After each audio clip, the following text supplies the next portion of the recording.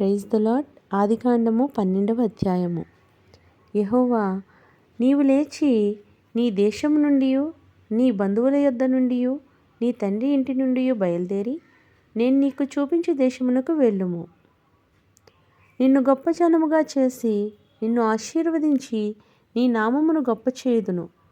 నీవు ఆశీర్వాదముగా నుందువు. నిన్ను ఆశీర్వదించు వారిని ఆశీర్వదించేదను, నిన్ను దూషించు వారిని శపించేదను.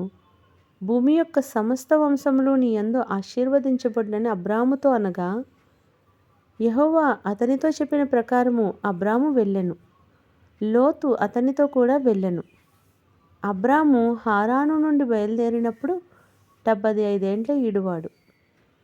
అబ్రాము తన భార్య అయిన శారైని, తన సహోదరుని కుమారుడైన లోతును, హారానులో తానును వారును ఆర్జించిన యావదాస్తిని, వారు సంపాదించిన సమస్తమైన వారిని తీసుకొని కనాను దేశమునకు వెళ్ళుటకు బయలుదేరి కనాను దేశమునకు వెళ్ళెను.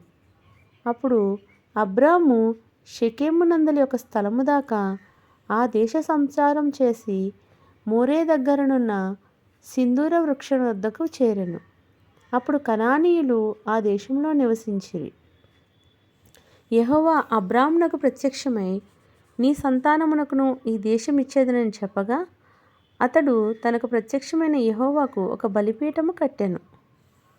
అక్కడ నుండి అతడు బయలుదేరి బేతేలుకు తూర్పుననున్న కొండకు చేరి, పడమటనున్న బేతేలునకును తూర్పుననున్న హాయికిని మధ్య గుడారం వేసి అక్కడ యెహోవాకు బలిపీఠము కట్టి యెహోవా నామమును ప్రార్థన చేసెను.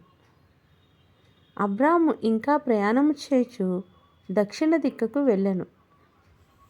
అప్పుడు ఆ దేశంలో కరువు వచ్చెను.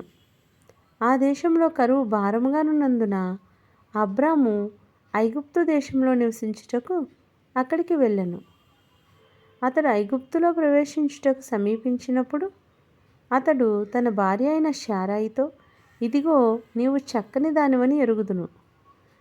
ఐగుప్తీయులు నిన్ను చూచి, ఈమె అతని భార్య అని చెప్పి నన్ను చంపి నిన్ను బ్రతకనిచ్చెదరు. నీ వలన నాకు మేలు కలుగునట్లును, నిన్ను బట్టి నేను బ్రతుకునట్లును నీవు నా సహోదరివని దయచేసి చెప్పుమనెను. అబ్రాము ఐగుప్తులో చేరినప్పుడు ఐగుప్తీయులు ఆ స్త్రీ మిక్కిలి సౌందర్యవతి అయి ఉండుట చూచిరి. ఫరో యొక్క అధిపతులు ఆమెను చూచి ఫరో ఎదుట ఆమెను పొగడిరి గనుక ఆ స్త్రీ ఫరో ఇంటికి తేబడెను. అతడు ఆమెను బట్టి అబ్రామునకు మేలు చేసెను.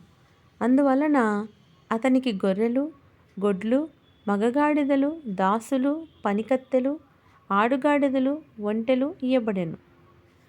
అయితే యెహోవా అబ్రాము భార్య అయిన శారాయిని బట్టి ఫరోను అతని ఇంటివారిని మహావేదనల చేత బాధించెను. అప్పుడు ఫరో అబ్రామును పిలిపించి, నీవు నాకు చేసినది ఏమిటి? ఈమె నీ భార్య అని నాకెందుకు తెలుపలేదు? ఈమె నా సహోదరి అని ఎలా చెప్పితివి? నేను ఆమెను నా భార్యగా చేసుకొందునేమో. అయితేనేమి, ఇదిగో నీ భార్య, ఈమెను తీసుకొని పొమ్మని చెప్పాను. మరియు ఫరో అతని విషయమై తన జనులకు ఆజ్ఞాపించినందున వారు అతనిని, అతని భార్యను, అతనికి కలిగిన సమస్తమును పంపివేసిరి. దేవుడి వాక్యం దీవించుగాక. ఆమేన్.